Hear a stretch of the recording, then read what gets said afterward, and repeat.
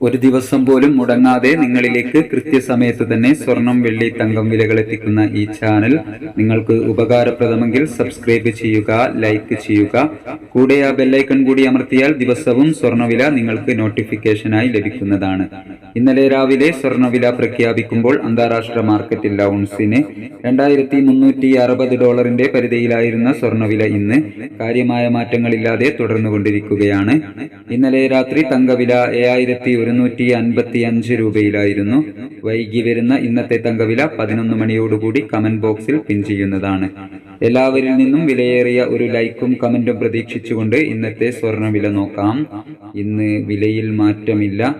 5/7/2024 പവന് 53,600, ഗ്രാമിന് 6,700.